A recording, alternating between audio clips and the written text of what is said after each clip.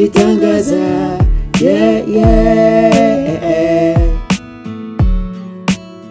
Mugamba mutya abalungi abekumira ku Wings TV banayi mukola kyamanyi mukola kya muwendo bannange mubala okubeera nga mwa subscribing mubala okubeera nga mu viewing programs zaffe ate buli wetuteekayo ate ne musobola okubeera nga mukola ki nga mukyettanira ekintu kineeno mwaba tufuula kye tuli mwaba tuwanika ate mwaba tusuula banayi mwe munaatuwanika mubeera mukoze kyamanyi nnyo mubeera mukoze kya muwendo ddala amanya Nalumasi Jacqueline program yaffe ekitangaza nate era nzize olunaku lwa leero muteebe ndeesaani Chakona kura lero ndese president wa Actors Guild Rachinedda ate tsobola okubeera nga naye tuwulira okuva gyali chi era chi namwe musobola okubeera nga mutegeera omuzannyali eyo amatugo tega omuzannyali eyo tunula totemya omuzannyali eyo wetegeke President Actors Guild ali mu kizimbe kya Wings TV agenda sobola okubeera nga atubulira ebikwatagana ku Actors Guild wamu yenga omuzanyi wamu na yenga omuzanyi ke kaseera okubeera nga tukimanya tova ku Wings TV programu ishangaza tambula nange tugende was President Actors Guild. Abalungi bange nga wembagamye ntino olunaku olwaleero tuline President wa Actors Guild mu kizimbe ndooza mumulaba mumutunuddemu ate naye abatunuddemu banaye mwebala okubeera nga mwekuumira ku Wings TV jukira programu yaffe eteekebwamu ssente aba vintage healthy care wamu ne Sekawa Motel Shamia Shoe Store banaye mukola kintu kyamaanyi okutuvujjirira omusimbi bambi mweyunire nnyo products za vintage banaye nnungi nnyo zikola bulungi ate era zijjanjaba okumalawo ekyo kyoba olina oba kyoba oyanjulidde omusawo sense okulaba president nange nesinga okubasa president saba tubulira kumanya ga matuufu omulabi ali eyo ayinza okuba nga amanyi amanya malala nsuubira oli muzanyi wa film ndi muzanyi era kyekisinga obukulu mu art kyekisinga okukola yes amanya gange matuufu nze Lubega Idris and of course mu film abasinga bakozesa nyiri ya Douglas basinga okumanya Douglas so kyangu nnyo okusanga somewhere ne bampita Douglas nenga nze Lubega Idris mu film industry okola mirimu ki ndi muzanyi typically oli muzanyi okay but wayingira di movie industry najingira 29 au jemyaka emeka jemyaka nga 10 kati ngokiruddemu nduddemu nga gye tuli eyo mpola mu background otandikira wa nga oyingidde film industry najitandikira mu Maryland Productions ya Mr. Dan Chigundu abeera bwayise so ginatandikira okuba nti nzanya mu films ez'enjawulo emu bali bagita Pain of Lies nga nkyali kavubuka kato osajja kudde kati ndi musajja otandikidde mu Pain of Lies. Pain of Lies wazanya character ki?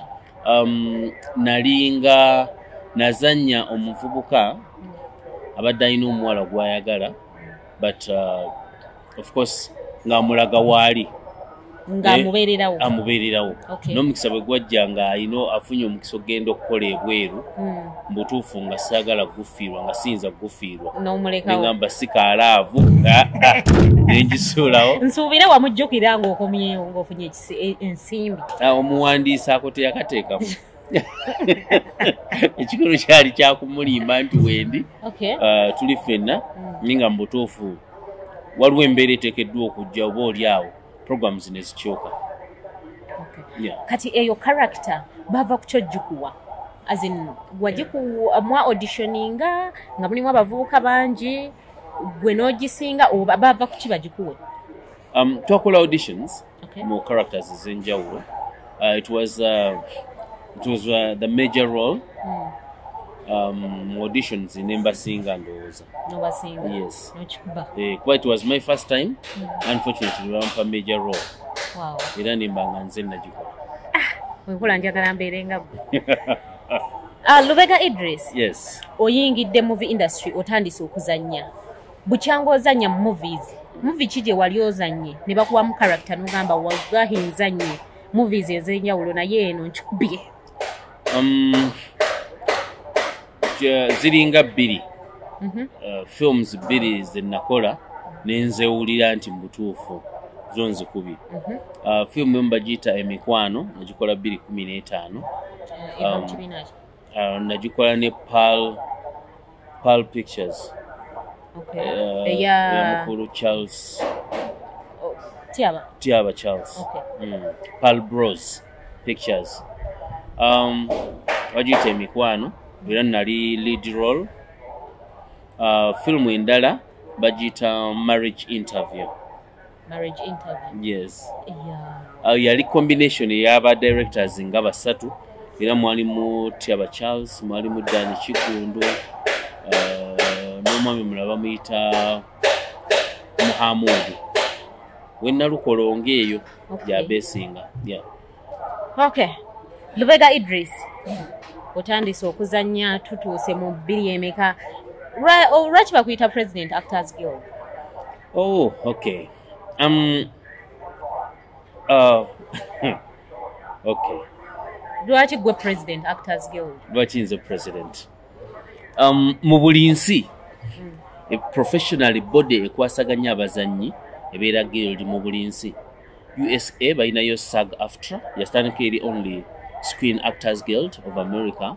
Naye bwe kwegattako ba audiovisual, ba radio presenters, TV presenters, comedians, theatrical, nikwe kugituuma SAG-AFTRA.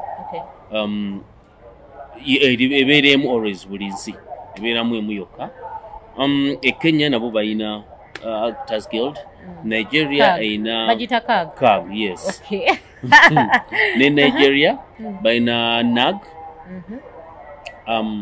So ne South Africa buli nsi ezisinga ezikuza mu film industry professional bawo ne body ekwasaganya abazanyi yebeba regulating, yebeba promoting, yebeba marketing, era yebeba screening okuba classifying. Okay. Babazanyi balina okuba mu classification.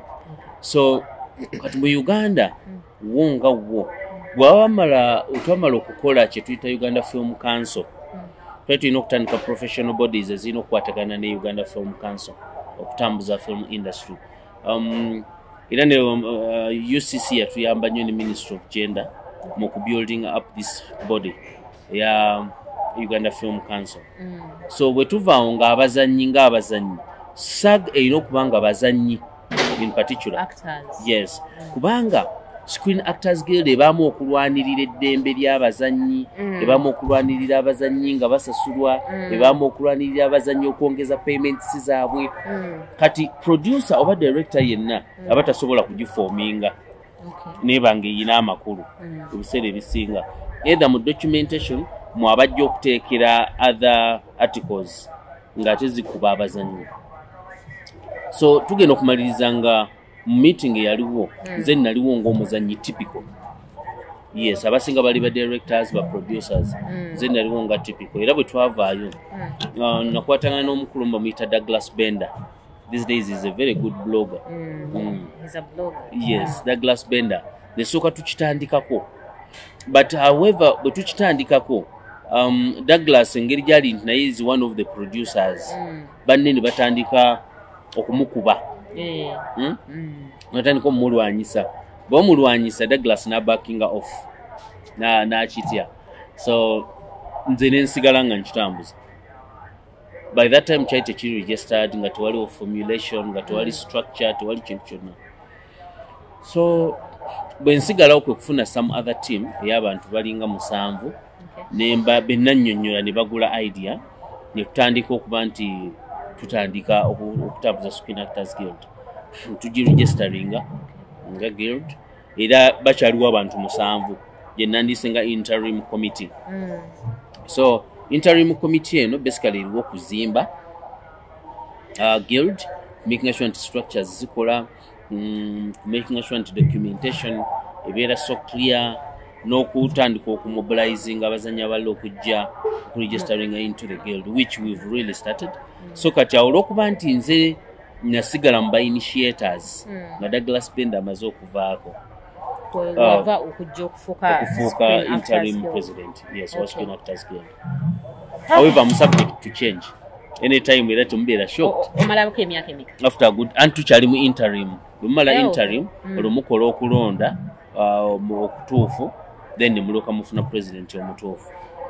But of course, ebintu ng'ebitandika chances are so high nti mugenda okutandika okulonda abadde working president oba acting president kyangu nnyo okuba nti era gwe balonda kubanga yakimanyi ate yabayise namulimu okujja okwewandiisa. Yes.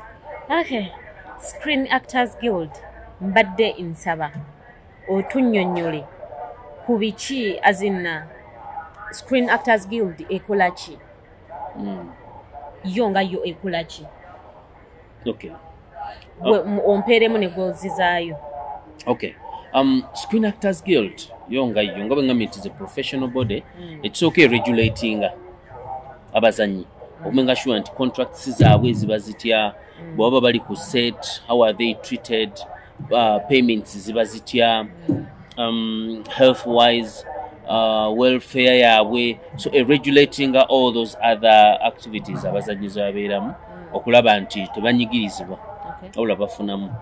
2, promoting abazanyi omuzanyi abeera ali mu guild olw'ensonga nti baba balina okumunoonyeza emirimu egy'okukola egimusasula.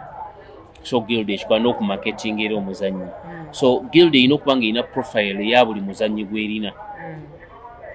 Biki byazaakola, abadde abikola atya, abadde atambula atya. So guild byonna ebeera ebikola neba nga promoting oba mu marketing. Then still guild ekwasaganya abazanyi ab'ensi eno ku nsi endala.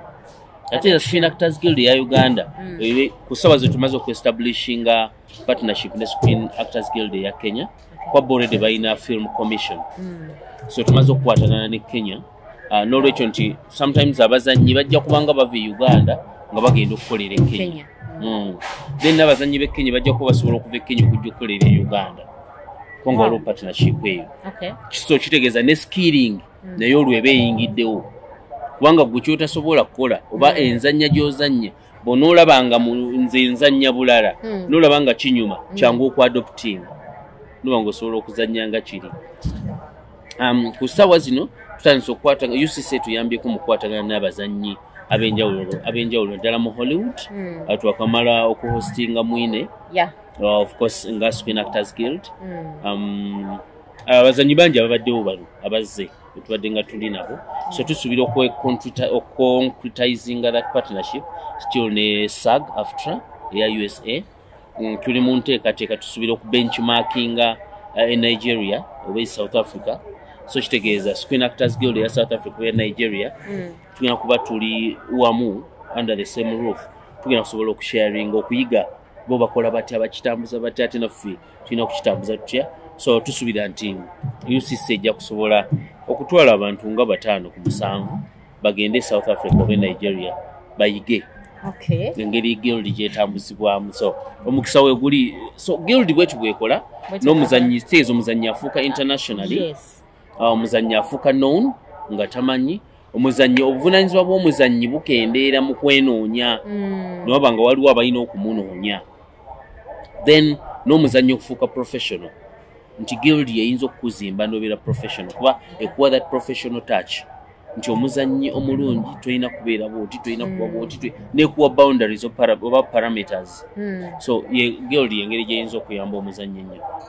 Wamu ne goals. Yes, exactly. The goals omuzannyi ku omuzannyi kyandibadde asinga okwagala kubanga all the time alina emirimu gy'akola ate ng'amanyiddwa. Yes, ng'omuzannyi. So bw'aba omuzannyi asobola okuba ne award, in fact to the level nti Actors Guild ezikuze nga SAG, for example SAG-AFTRA ya USA erina ne awarding ey'abazannyi, annual awards. Era zo zibeera too competitive compared to any other. Too competitive compared to any other olw'ensonga nti abazannyi mmwe bennyini mmwe mweronda. So nga ate zino endala omulabi oba abali ebweru be balonda abatakirimu. Katono nze ŋŋenda kukitunuulira nga nsooka n'enkuba ng'omuzannyi ngenda kusooka ntunuulira ebyozannye engeri output obwedda gy'ogikolamu engeri obwedda gy'odelivaringamu lines facial reaction body language expression kugamba byonna ebisinga ngenda kuba mbitunuulira ate oli omulala ayinza okunyumirwa story ye nanyumirwa engeri gy'oyogera n'akyagala ne wano nyina okutunulira gesticulative gy'opadde gestures z'okozesa zimakinga n'ebigambo facial gy'ompa ekwatagana n'ebigambo by'oyogera ebintu ebyenjawulo nti weebeeredde okubeera enzibu ennyo ate era yoebeerako ne ssente nnyingi naffe ndowooza tukiteeke mu goli yaffe eyawana eno eya sag yaffe okay awo wennyini njagala tugende mu kuwummulako ate tukube ku bulango bwa bakama baffe tukomewo tovaawo ku Wings TV weekumireko Nalmas Jacqueline programu ekitangaazo weefunira amajani ga Desert Lion agakoleddwa bannaffe aba Vintage Health Care. Gano nga ge majani agakutaasa endwadde nga sinuses, ulcers n'okutangira colon cancer. Gano nga gakunaaza mu lubuto ku lw'ebintu by'ozonywa ebbanga okuva lwazaalibwa mpaka essaawa ya kaakati. Bw'oba oyagala okwenywera kacayi ate nga ddagala kuba nooti 7 nooti 3 6 8 wenywere ku majani agakuza obujja n'oba mulamu embuto tezikyatuluma. Kitangaza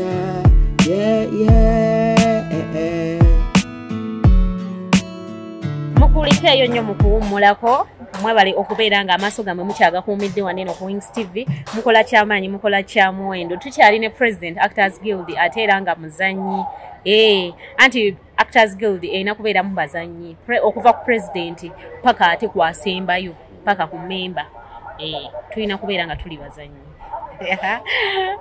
nange ngenda ndigestali oteekeddwa in fact mu USA mbadde nga musaga aftra ba presenters abasinga basubscribing kuba members aba SAG. Okay. Yes, kuba kibayamba nnyo nabo bennyini nti bwe batuuka mu kuvuganya era SAG evuganya ba presenters okulaba ani asinze okukwatayo omwaka guno ani asinze okupresentinga nabo baba bapresenting era ne bamanya mulinda award ya Wings TV njire. Okay, tukyali ku Actors Guild. Omuzannyi yandyagadde okubeera nga registering mu Actors Guild akola atya? Okay. Omuzannyi yenna kubanga mpita abazannyi bonna by the way balina okujja be registering. Masukira Actors Guild obudde bugenda kutuuka nga bw'oba toli mu guild kiyinza okubeerera kizibu nnyo. Kuba nti ozannya film e Uganda oba kiyinza okubeera kizibu nnyo okuba nti obeera recognized. Olw'ensonga ogenda kwesanga most of the TV stations obudde bujja nga bugenda kuba project etalina contracts n'abazannyi nga tebasobola gi airing out. Oh. Yes. Just TV ekirina they are working on it. Okay. Pearl Magic. So ojja kwesanga most of the products ezigendayo olina okuba nga olina contracts n'abazannyi. Naye abazannyi ali bayinza okujja ne bawaabira TV walaze ekifaananyi kyange siri musasule otya. So it becomes another legal battle. So kitegeeza omuzannya n'abataliiyo ate with the time ebintu bigenda bikyuka olwaleero kikyali cheap okwewandiisa kubanga tennaba kulwawo nnyo guild bwe neemala okusajjakula ojja kwesanga nga okwewandiisa kizibu olwaleero oba weewandiisa mu Screen Actors Guild eya USA osasula $8,800 ogwa $. Olugenda okuba weewandiisa $8,800 ya South Africa osasula ndowooza $4,450 eza $. Eya Kenya osasula $20,000 ekya Kenya. So ogenda kwesanga nti with the time ekintu kigenda kikyuka so kigenda kiguma. It is better n'oba nga gy'oli kiguma mw'oli kiba kiyinza okukuyambako. And at the same time buli zigenda zikula guild etandika okusasula abazannyi abalimu olw'ensonga nti guilds eba ne products ezitundibwa. Yes. Guilds eba n'ebirala commercials mweyitira okufuna sente eba ne YouTube channel for example kweteeka some of the products neba nga efuna sente. So ojja kwesanga US I think ndowooza asinga okufuna sente ntono afuna $2,250 ejja $1 buli mwaka.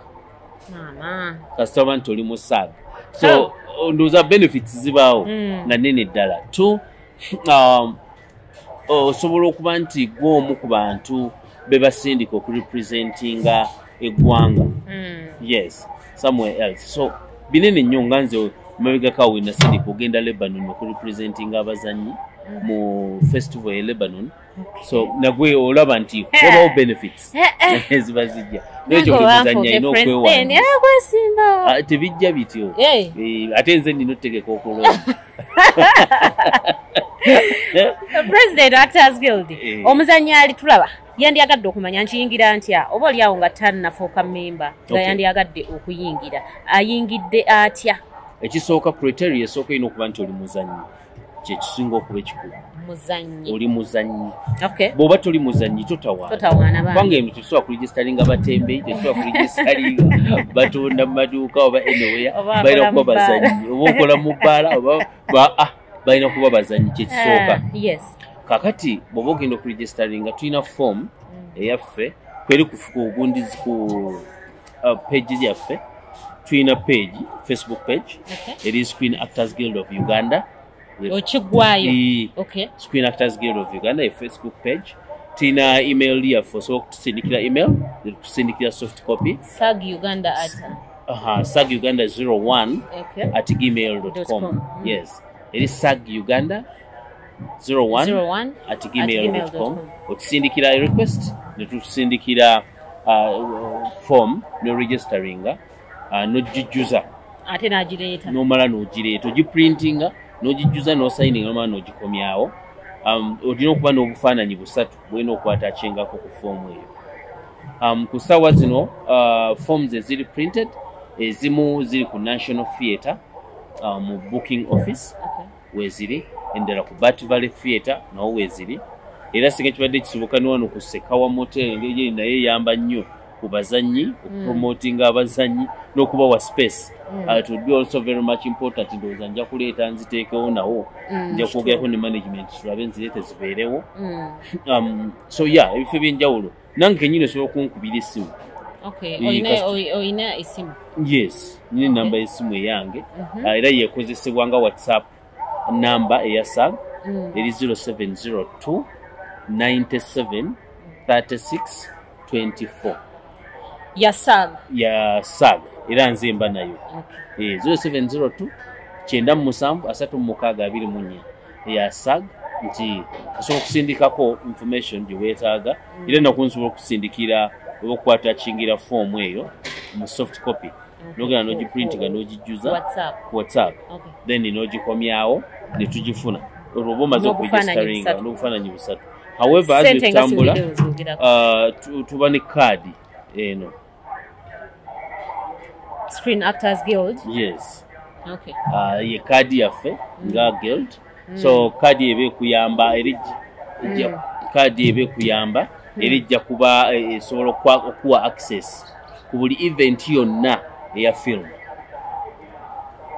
tubeera tulina festivals ez'enjawulo e Uganda tulina UFF Uganda Film Festival tulina PIF tulina Viewers Choice tulina International Film Culture Festival eya Kabale usually tena kubeerawo mu December towards the end tulina festival ey'eggulu nyingi zibaawo so with the time kadi eno egenda kuba nga ye access bw'oba oyina kadi you just enter asoba nti olina kadi ya guild yes ndowooza mutegedde Screen Actors Guild gye tulaga mutegedde Uganda movie industry gye tulaga tukuze ndabira ddala tugenda tandika okuyoola tugenda tukuze ku ssaawa zino nkakasa nti bantu bangi nga badipendinga ku film e Uganda nga zibalyako kubawulira abaana baabwe banaye lukye olwo lunaku lukye nze omu ku bo ayinza okuba nga one of my side business nyinza okugamba nti eyokubiri musinga okumpa livelihood it is film ate tuddeko waneeno nga gwe omuzanyi osasulwa nze nsasulwa sokoleke kati kukasitinze mu film yange leading character ogenda kunkyajinga otya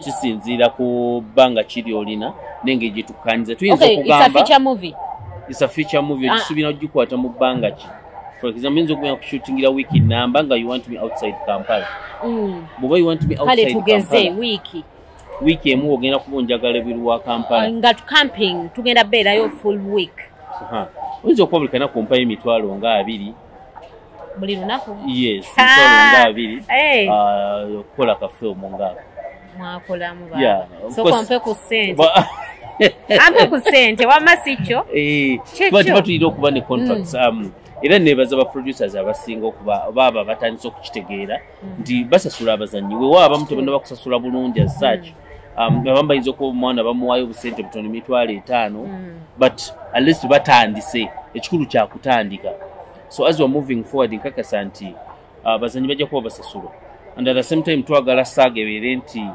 ye leading organization egenda okubanga ekastinga oba enoonyeza abazannyi okukola commercials commercial adverts abazannyi nga tuli bangi Idris okimanyi tuli bangi oba okimanyi tusawa zino over 480 kati kyenkubuuza tutuno waneeno ofunye abazannyi nga we tuli mu Uganda bonna bazze ba registerings project ezze kati onoosinziiranga ku ki okugamba nti no kampeeyo Nalumansi kampeeyo gundi yes ye classification gye nayogeddeko nga Saga classifying abazannyi kugeza waliwo project zigenda okujja zeetaaga experience zeetaaga omuzannyi agenda okuba nti script bagikuwa within a few days olina okuba nga ogisomye ogitegedde nga you can execute it nga tekigenda kwetaagisa tetugenda kukola rehearsals kumala myezi which means weetaaga abazannyi ba super first class actors kati njinza okuba nze nga ndi first class naye nga gwe tomanyi nti nno nze nsobola anti olina okuba nga wakimpa ku registration ku foomu yaffe lwakuba nti nyinza obutakugamba muzannyi naye information gyotuwa etuyamba okuclassifyinga nti abazannyi abalina awards kwebiri ku form yes era nkubuuza wakabeera nominated mirundi emeka mwaka ki wayingira mwaka ki film industry wakafuna awards mmeka films ki ze wakazannya wazannya roles ki international movies ki ze wakazannya awards ki ze wakafuna byonna kwebiri kakituyamba okuclassifyinga netumanya nti omuzannyi yali awanguddeko za award 2-3 aba consistent oyo aba first class President nregisterlinze mu 2019 ewedde nregisterlinze sifunangako award 2020 nzize nfunye award kati ngenda kudda mu fomu kiddemu nkiteekemu ngenda kola nti thank you buli mwaka olina okuddamu okurenewinga n'okuupdatinga information already good enough kati ebintu biri digital tugenda kubanga already ebintu byaffe biri ku website tusuubira with the help of UCC tuyakuba tumaze okudevelopinga website within the first quarter of this year so tugenda kubanga information yonna kweri ku website here you just come to office n'otugamba nti banenze nawangudde award wanabadde nominated here and there nakozeyo movie endala bweti nina ka trailer kakano nga tukataakinga so information yonge ebeera updated nsuubira Screen Actors Guild teriimu kusosola ngawo binene ebya simanya uptown simanya downtown projects ziyinza okujja aba uptown simanyi ba uptown we bafaanana by the way naye nkiwulira ne mutulabamu ba uptown ne balabamu ba uptown nze sibamanyi aba uptown sibamanyi aba downtown naye ne balabamu aba uptown ne bagamba era bawaayo ba uptown ate okitegeera ekintu ng'ekyo yo guild kyerina nti tetunuulira ani etunuulira bwetaavu buliwo nti ne bw'onooba ng'oli muzannyi mulungi nnyo naye nga baagala kugeza Kenya yeyagala omuzannyi era egenda Kenya esasula bulungi nnyo nakyo sense nakolako auditions mu maisha e Kenya naye nga lwakuba nti saayitamu guge mazima tebampa asakaaba naguma ng'omusajja naye nga role gye nali ngenda okukola nga mala okukola film bali balina okumpa $40 egya $. Yes, ngenda kubeerayo emyezi 2 so ze million kumpi ndowooza nga 15 ze nali ngenda okukola within 2 months so basasula bulungi nnyo ne commercials zaabwe wano I'm one of the leading persons abakola obulanga e Uganda I'm one of the leading persons naye ojja kwesanga nga okusanga akalanga akakuwa miliyoni eziwera 7-10 butono okuleka obwo bumu bwe nnenyumirizaamu mu companies ez'enjawulo naddala ennene zi Airtel zi Stanbic Bank zi MTN obulanga obwenzize nkola nabo bo basasula naye companies endala wesanga bakwedde 7,000 kakadde 2 eriyo n'abaana abamu be bakola ne bamuwa bwi transport nga kalango babadde ba extras eri abamu abakola obulango ne Uganda ne bamuwa 5,000 3,000 7,000 abo twagala guild ino okulwanirira ekyo nakyo okuba nti tebabeera exploited so fe nga guild ojja kwesanga bayitaga omuzannyi ayogera Oluswayiri ne bono banga oli wakabi otya tebajja kutwala. I will not recommend you by anyone else kubanga baagala ayogera ki Luswayiri bayinza okuwagala omusajja omunene omuwanvu buyinza okuba oli muzannyi omulungi ennyo omumpi era omutono kitegeeza you will not match baagala oli omunene omuwanvu so bwekyo bwe kiba nti yo guild terina ngeri gyeyinza kusosola mu bazannyi wabula ekikusosola already kibeera ku paper character either the character bible quality a character description nti bagambye baagala omuzannyi ali ati ali bwati ne bwati ne bwati ali myaka bwegiti kati baagala omuzannyi wa myaka 22 ate ng'oleeta Idris nga tebaagala wa 22 ku kawansi so gwe omuzannyi ali endowooza okitegedde ekyo tekijja kubaawo abadde n'ekibuuzo ekifaanana bwe kityo ndowooza okitegedde bulungi kwe bajja okusinzirira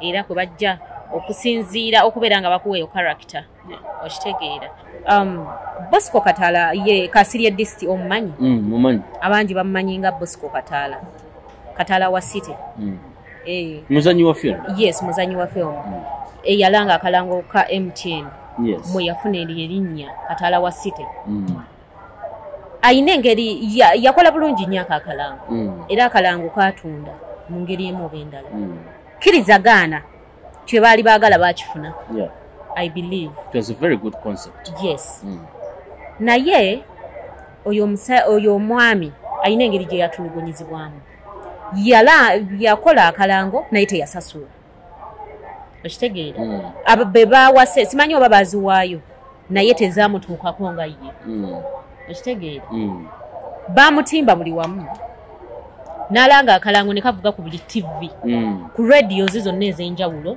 ddoboozi lye yes ne bakastopinga olw'okukozesa babateekangamu ekifaananyi ekikya abantu si bo abakola akalango it was fine naye abantu bo ne bakakyusa yes aba WhatsApp aba Kataala ne bamufuula mulala kati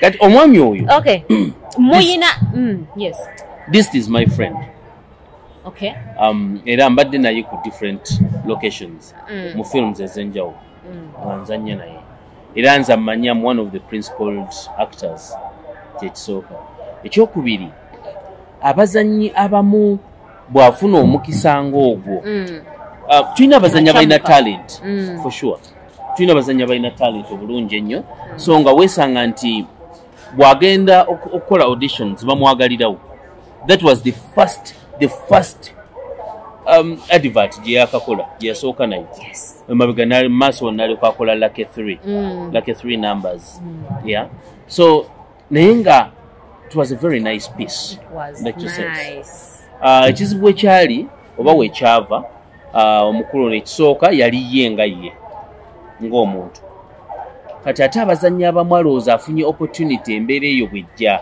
kuba bamanyi nti afunye opportunity kumbe bagenda mu exploitinga kakitegeeza ye advert yeesoose tolina negotiation powers tolina experience on how it is talked nga nibonamu 5,000 the mere fact akalanga agenda kakwata lunaku lumu oba 2 alowooza akoze nnyo kubanga ogwo musaala gwa muntu akola mu bintu mu restaurant mu supermarket nawa ogwo musaala abamu ne mu office ez'enjawulo 5,000 musaala gwe so kati abazannyi abamu abalowooza akoze that is the problem era abamu n'okwogera kimutiisa okwogera alowooza nti akikubye nnyo tayagala kukyasanguza mu bantu tebagamba mbu abayoddeko omusimbi 5,000 kakadde 7,000 bwezityo so bwe wava obuzibu naati wano guild kuba district yali tannaba kuyingira guild actually yakajja okuyingira mu mwezi gwa 11 nalyoka ajjuza form nalyoka ayingira mu guild but wesanga nti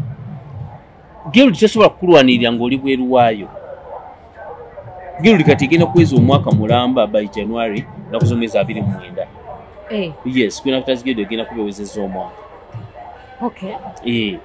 era tujja bayita ku birthday yayo tujja kubayita kakati district yali tannaba kuyingira mu guild guild tesobola kumulwanirira however nali nkimanyi throughout actually I personally went for auditions.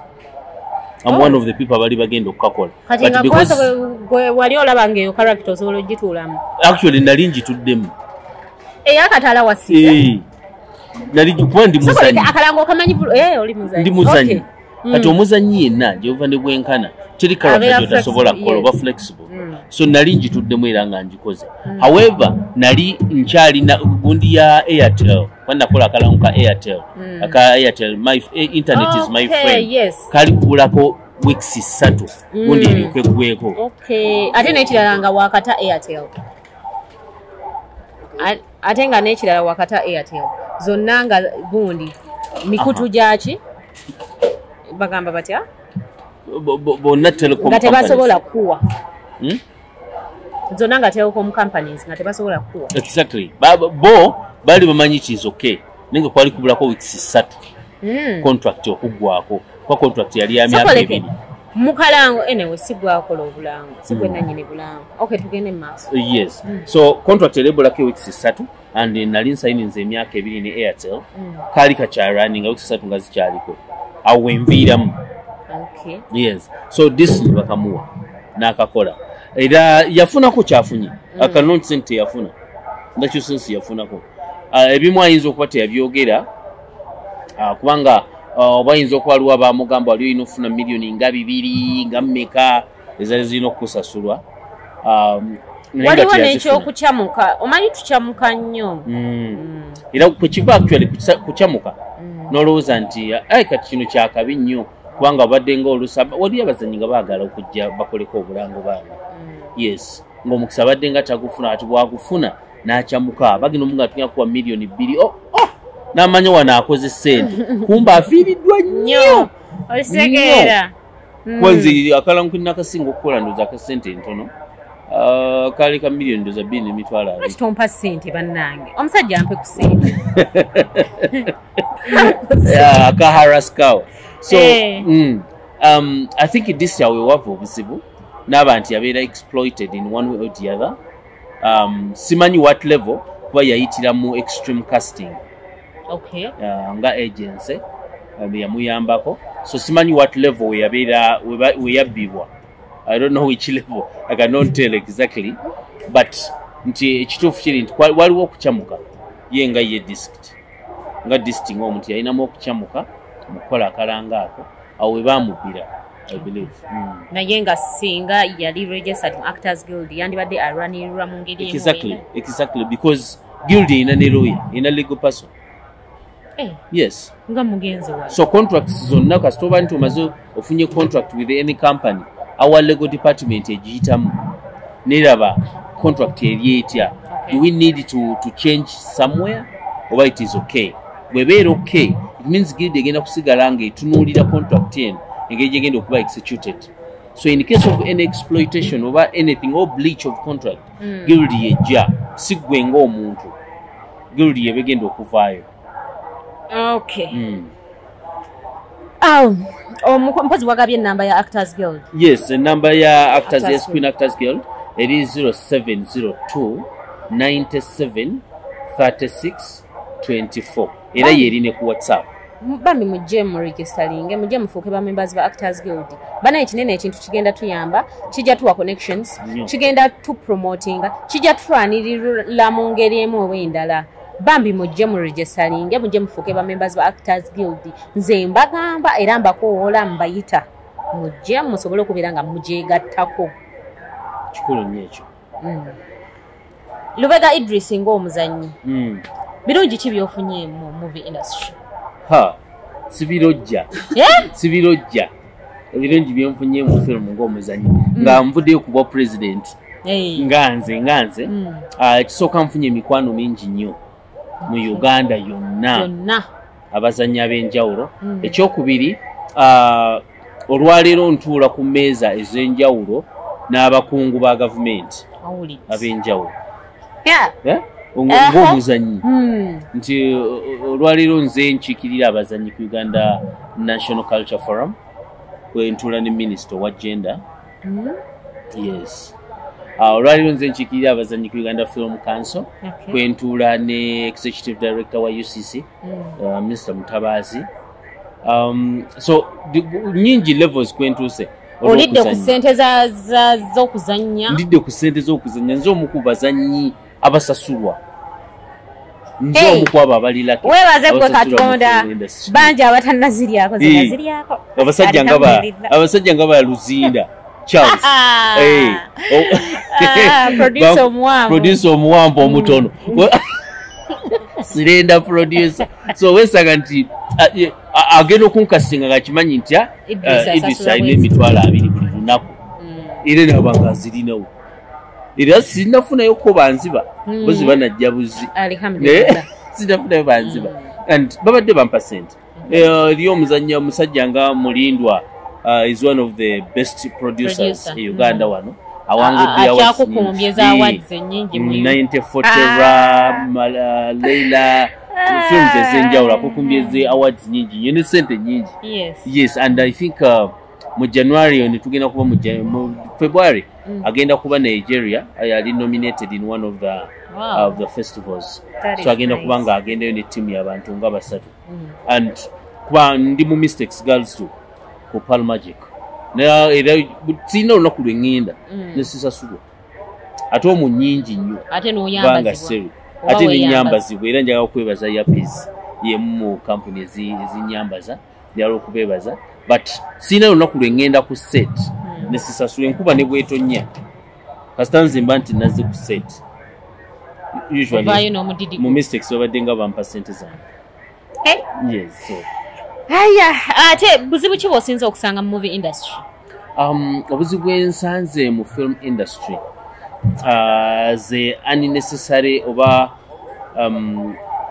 poor competition mu bazannyi ab'enjawulo olw'okuba nti wabaddeewo guild esobola classifying abazannyi bano kulaba who is who ani asinga to the level nti ne za awards zennyini nga waliwo etutuuka ne tuzikuba nti ono ye best actor of the year ani yamulonzo oyo yazannya biki dawe simuzannya abo basasula abo basasula sente ne babawaza award you know all that unnecessary competition yendowooza nti tetuzimba in any way ekyokubiri challenge yendabye ye over exploitation ey'abazannyi by the producers so newesanga omuzannyi ataddemu kingi yes tasasuddwa mu film emu kubanga bakyamuzimba kitwale nti ali ku training naate ne tutuuka level nti film Pearl Magic egiguze oba any other distributor agiguze oba obukadde oba butaano oba sente zonna ezizze nabanga abazannyi tasobola kugamba nti oba 30%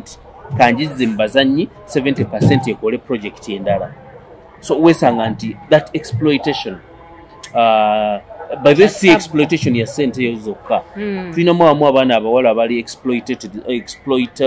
exploited sexually you know tulinamu sexual exploitation nisanga omwana omuwala abamu ku producer bakozesa abaana abawala okufuna yo character olina mulaga nti okufuna character wetereza tereera kati wakati w'okutereera so kitegeeza agenda mu exploitinga ate agenda okumaliriza ne character tagimuwadde kubanga tagifitingamu kyafitingamu kirala you know ate n'ekirala ogize ne mugira bakuwadde character togisobola gwe kennyini ogenda kwesuula bagenda tuuka nga tebakyakasitinga oyo talina byazannya ate nga bandikuwadde character ina scenes nga 5 ng'ogisobola nga kigenda sikiriza producer omulala ogamba nti this girl can do it. Actually, not even the 5 scenes. Zenyiza okuba mu expendable 3 Swaziniga yazanyira seconds 5 mu 8 mu film feature film yesawe namba n'ekitundu yazanyira 58 seconds mu Expendable 3 so naye yali muzannyo omu ku baasinga okusasulwa mu Expendable 3 yes yazanya na bulungi kali so nice very brief and very nice enda bagamba I'll be back nabula teyadda paka film okudda finga tumanyi akomawo byali ebigambo yali sentence naye ng'erimu I will be back ebigambo ebyo you know so mutuufu that is the challenge olwo abaana abawala abamu nga basuubira okufuuka omuzannyi ndowooza eyo yemu ku training gy'alina okuyitamu okuba nti okumumanyira okufuuka omuganzi oba okufuuka omuganzi wa director buli wanaabanga awandiika script making sure nti mwali director buli wanaaba castinga abazannyi bano alowooze bajja kundowoozaako sure deal and 2 kati ngenda kuba nfuusa omu ku mpagi luwaga mu kampani tomanyi nti nno ki agenda kuyisaamu amaaso agenda ga oyo yeah so that exploitation zezimu ku challenges zendaba sometimes olwokuba nti film industry ya Uganda tendaba kubeeramu bulungi ssente abazannyi babatwala mu locations eziri very far mu nsiko mu campings eyo naye nakyo sense ebikozesebwa tewali temulina first aid kit tewaliwo nansi ku set abaana ne balwalira eyo abamu babakomezaawo eno nga bagenda bugenzi ku bitanda so andi bwe bajja avudde aze ku bitanda kiwaddirwa ate abeewaabwe bwe balina omujjanjaba kati sokoleke Idris wali tuddeko wali eri ku Actors Guild katini baneeno abazungu abali waneeno abazanya fiimu waneeno are they also supposed to be registered in Screen Actors Guild ya Uganda oba they are already registered more countries simanyi oba they are already registered elsewhere but no one is already registered but however balina kuba registered waneeno damya fact bagenda kuzanyira wano kubanza emirimu gye bakola jawano n'agenda okulwanirira royalties tagenda kuveeri alina kuba wano so bonna kasaba nti muzanyi ensonga lwaki tetusosola nti kubanga ono muzungu tukole bwetu omuzanyi aba muzanyi tetujja babanoonye kubanga bo bali ate abo beetagana kujja mangu kubanga bo bali wakyamu so bo balina okwereeta bajje beerope sebo weetuli wano tukola tuli bazanyi twagala naffe batuwandiike tuzanyire wano mudduke misinde kibagambe nga bakitegeera mujje mwewandiise nedda mu lulimi lwe bategeera you the white actors who are here come and register with the Screen Actors Guild of Uganda. Make sure you're registered, otherwise your works might be jeopardized anyway. So there's challenges in the exploitation. Ekirala twatuwabemu katini tuve awo tuwabemu omanyi tukkirizibwa okuwaba kasitusaba ate tusaba biki ero program yaffe taata TV yaffe katuwabemu Idris bakunoonya onoonya oba nga nakoze eki azina oli mufumbo onoonya bakunoonya oba you have someone ekyo nakyo kiri ku guild oba kikiri kyokka nagambye nti tuwabemu mu programu ekitangaaza tuwaba nyiza okugamba nti I have someone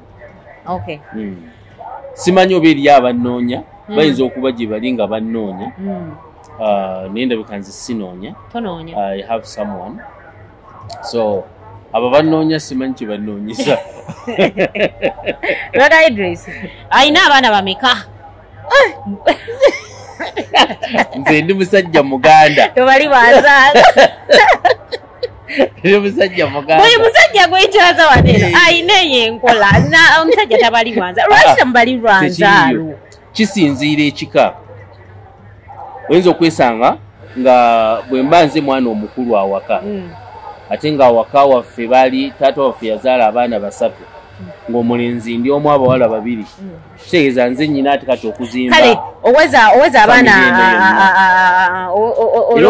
oweza abaana 8 ebyo biranga mbaze musajja tabali bwanzaalo oba nina 2 oba omu oba 10 omusajja tabali bwanzaalo kale osuubira kufuna abaana bameka bensuubira benjagala okukomako njagala kukoma ku baana 7 Hallelujah. Ndowooza benje okusobola. Musanvu ozaala ensuusuuba abantu tebazaala abaana nsuusuuba. Ate nne sagala even number. Toyagala even number. Sagala abaana nti oba 2, 4, 6. Njagala 3, 5 bwe bati. 11. Paka 7 ejo koma. Subira sukka waawo. Okay. Lubega Idris, President Actors Guild. Mbadde nsaba osiibule ku batulaba oba oliawo oweekoneka advice eri actor oba actress. Okay, njagala okwebaza programu eno ekitangaaza ku Wings TV. Mbebaza okuba nti mwasobodde okunkyaza nenjagala okwebaza abalabi okuba nti musobodde okubeerako akaseera kano konna okuva gye twatandikidde paka kati. I think ebadde very fruitful program. Okusobola kuba ntwogedde ku nsonga za film era njagala obbakubiriza ba actors mwenna gye muli, abakyala n'abasajja n'abaana.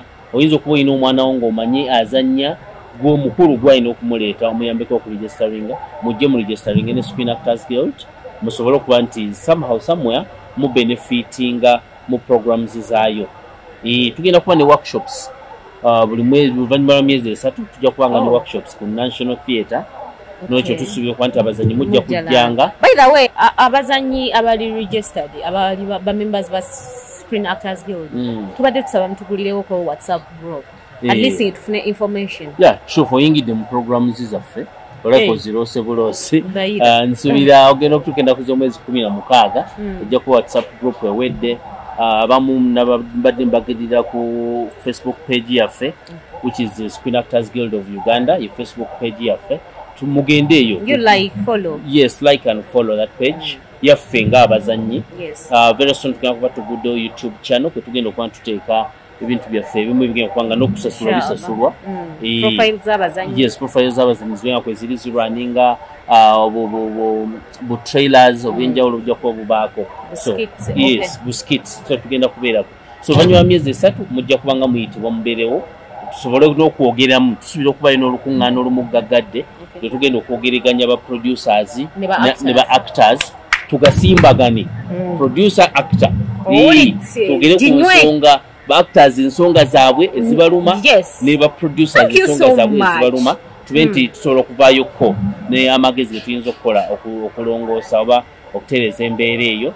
Era basaba okuba nti mujjumbira film activities zonna nga yonna gye ziri so okuba nti muyingira. Then abaana abawala mulekerawo okukozesa ebitundu byammwe ebyekyama ng'ebibawa characters. Kikyamu okuba nti golowooza nti sex asobola okukufuula omuntu ow'amaanyi ennyo. Yes, in that sense akumenya bumenya if you're not very careful. Ayinza okukussa once completely n'ogenda omaliriza nti tukyasobola kubeera mu film industry olw'ensonga ez'enjawulo. So ceteris paribus njagala okubeebaza okuba nti tubadde ffenna paka ate wetudde omulundi omulala. Totumira oba tolina bakutumira? Nsobola okubaako ne bentumira. Nsobola okubaako ne bentumira. Nsooka ne ntumira gwennyini Nalumans Jacqueline.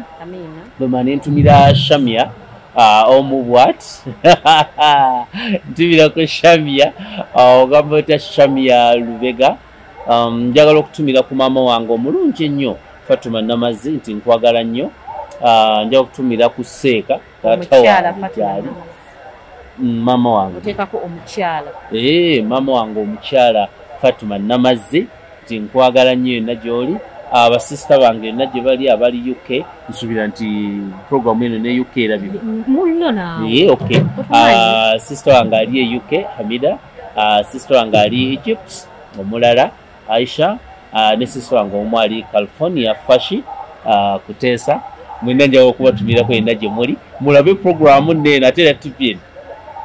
TV eno mujagale nnyo musubscribinge ku Wings TV kweri ojja kubanga ogiraba tutandika okulaba programs zino eyo gye muli mulabe ku bintu ebyawano ebyewaka muleme kubanga buli dakiika mubeera muzimpiza asimanyi biki ebyeyo bya luzungu lwereere mulabe ku bintu byawano ewaka nga mulaba ku Luganda olunyuma oluyimu n'ebirungo olw'ettabu programs eziwooma ate nga kweziri nnyo ku Wings. N'olwekyo mbasaba mubeere nga musobola okuzaba basisita bange mikwano gyange buli muzannyi yenna w'oli buli muzannyo yenna wooli tandika okuba nga osubscribinga to Wings TV osobola okuba nti olaba emirimu egy'amaanyi bazannyi banne gye bakola stories nga zino oba programs nga zino eziyinza okuba nga zisobola okuyamba ng'omuzannyi tubiiriko tulabe tusobola okugoberera ebintu ebyenjawulo mwenna mbatumira mikwano gyange abakozi bannange betukola nabo abamu abali mu KCCA then n'abali mu Act Together Uganda ne National Slum Dealers Federation of Uganda ne ku head office yaffe South Africa head office Cape Town very soon and was last week of this month nja kuba Cape Town ku mirimu emitongole eja Slum Dwellers International nja kuba nga ngenda ate era nja kuba njogererako ne kulwa abazannyi nsobola okumiitingako k'abazannyi e Cape Town so nabo mbatumidde aba Know Your City team tubaagala nnyo mwebala okukola emirimu gyonna gye mukola. Okay, President Actors Guild bwati wabadde amanya g'amatuufu ye Lubega Idris erira tali bagambye aka Douglas bwati wabadde olunaku olwaleero mu programu ekitangaaza jjukira tuteekebwamu ssente aba vintage efulumiza products ez'enjawulo products eziyamba kugwe ng'omuntu walwala ulcers walwala sinuses ebintu ebyenjawulo bw'omwa ebirevu bibutuka ennyingo zikuluma kugamba products ez'enjawulo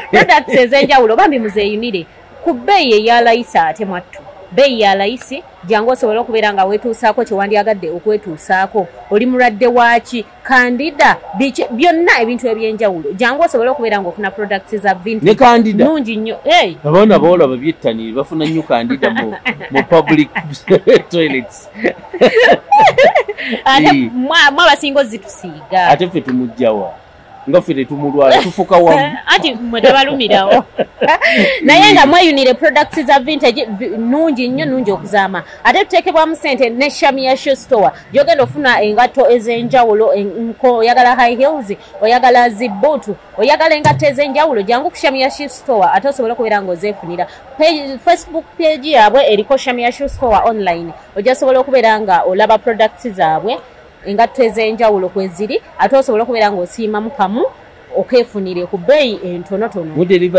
tuderivaringa mukwano yes ne Sekawa Motel wogenda okusanga gardens ensufu wogenda osanga ebyokunywa ebyenjawulo wogenda okulya ebyokulya ebiwooma okufa jangu Sekawa Motel eri ku Entebbe Road opposite Total ate osobola okubeera nga weewummulirako ovuddeeyo okooye jangu ku Sekawa Motel osobola okubeera nga weewummulirako programu ekitangaaza wenti wendabise olunaku olwaleero mbadde na Lumansi Jacqueline tova ku Wings TV weekuumireko gamba jjajjawo kojjawo sengawo mikwano gyo basobola okubeera nga basubscribinga mbaagala nnyo mwekuumireko